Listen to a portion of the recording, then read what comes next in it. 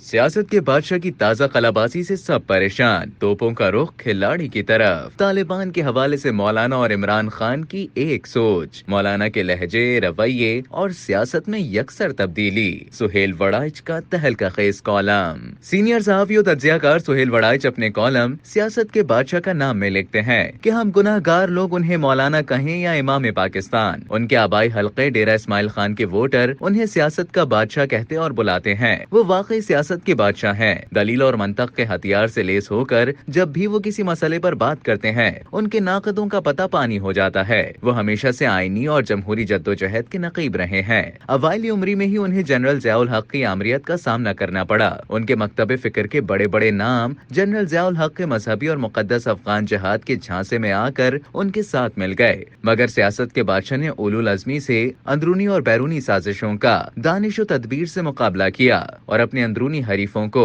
एक एक करके पछाड़ दिया। वो सियासत में अभी नौवारिद थे कि MRD की जमहूरी जद्दोजहद का साथ देने की पादाश में उन्हें कैदोबंद की सोबतों से गुजरना पड़ा। इन मुश्किल हालात का मुकाबला करते हुए वो इब्तिदाई सियासत में ही कुंदन बन गए। वो सियासत में वारिद हुए तो उनकी जमात कई ग्रुपों में तकसीम हो गई थी। पूरा देवबंदी मकतब फिक्र उनको लीडर मानने पर तैयार न था। दूसरी तरफ उनका मौलाना शाह अहमद नूरानी की करिश्मा साज और मकबूल तरीन क़यादत की शक्ल में बरेलवी अक्सरियत से मुकाबला था। साथ ही साथ उन्हें काजी हुसैन अहमद की मुतहर्रिक क़यादत में खैबर पख्तूनख्वा में जमात इस्लामी का चैलेंज दरपेश था। वो इन तमाम चैलेंजों से मफाहिमत, दानिशमंदाना हिकमत अमली और बाज़ औक़ात सियासी होशियारियों से ओहदा बर आ होते रहे। हर सियासी जमात की तरह उनका हदफ भी हमेशा से इक़्तिदार रहा और इसमें भी वो अपनी हरीफ मजहबी जमातों के मुकाबले में बेहद कामयाब रहे। कई बार विफाकी हुकूमतों का हिस्सा रहे, कश्मीर कमेटी के चेयरमैन बने, खारिजा पॉलिसी कमेटी के सरबराह भी रहे। खैबर पख्तूनख्वा में कई दिहाइयों के बाद फिर से अपनी जमात का वजीर आला बनवाने में कामयाब रहे।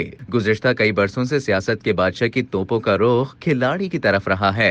कौन सा इल्जाम है जो दोनों तरफ से एक दूसरे पर नहीं लगाया गया? 2024 के इलेक्शन में तहरीक इंसाफ ने मौलाना को उनके आबाई हल्के में इबरतनाक शिकस्त देकर उनका सफाया कर दिया। इलेक्शन के नताइज के बाद से सियासत के बादशाह के लहजे, रवैये और सियासत में यकसर तब्दीली आ गई है। दलील और मंतक के वो हथियार जो पहले खिलाड़ी के खिलाफ इस्तेमाल होते थे, अब यकायक उनका रुख उनके पुराने इत्तेहादियों और मुक्तदिरा की तरफ हो गया है। मुक्तदिरा से उनकी पहले भी बनती बिगड़ती रही है। वो 2018 में भी मुक्तदिरा पर बरस पड़े थे कि उसने क्यों खिलाड़ी और उसकी जमात को जितवाया। सियासत के बादशाह की ताजा कलाबाजी अगरचे बदलती सियासत में रोजमर्रा की बात समझी जा सकती है, मगर फिर भी उनके हामी और मुखालिफ इस अचानक तब्दीली पर अंगुश्त बदंदा हैं। न उनके माजी के हामी अभी तक इस तब्दीली को हजम कर पाए हैं और न ही उनके माजी के मुखालिफ उनके तेवर पूरी तरह पढ़ने में कामयाब हुए हैं। मौलाना की सियासत का बड़ा मैदान तो पख्तूनख्वा है और वहाँ उनका मुकाबला तहरीक इंसाफ से है। वो अपने हल्के और सूबे के रिवायती हरीफ के साथ मिलकर कौन से अहदाफ हासिल करना चाहते हैं, ये सियासत के तालिब इल्मों के लिए परेशान कुन है।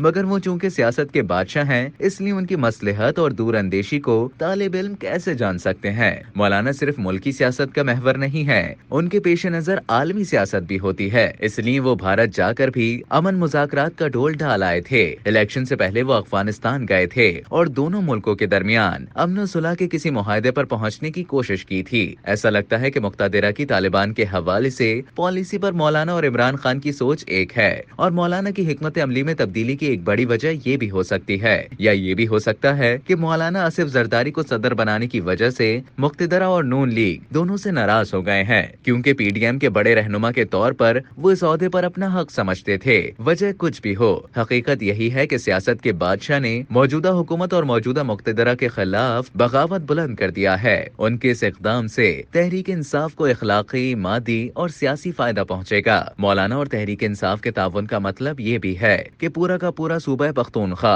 अपोजिशन का किला बन जाएगा, क्योंकि वहाँ की दोनों बड़ी जमातों के अलावा किसी तीसरी जमात की कोई नुमाया आवाज ही नहीं है। डेरा इस्माइल खान के लोग मौलाना को बाकी पाकिस्तान की निस्बत बहुत ज्यादा जानते हैं, इसलिए वो उन्हें सियासत का बादशाह कहते हैं। अगर इस लक़ब पर गौर किया जाए तो मौलाना को अभी तक इख्तिदार में जितना हिस्सा मिलता रहा है वो उनके शायान शान नहीं, वो तो इस शोबे के बादशाह हैं और उन्हें वाकई हुकूमत का बादशाह भी बनना है। जब तक उन्हें इसका मौका नहीं मिलता वो मंतक, दलील और अपनी सियासत के दाव पेच से इस मकाम तक पहुँचने की कोशिश करते रहेंगे। जो मुक्तदिरा और जो सियासी पार्टी उनके इस अज़म के रास्ते में रुकावट बनेगी वो उसका रास्ता काटते रहेंगे।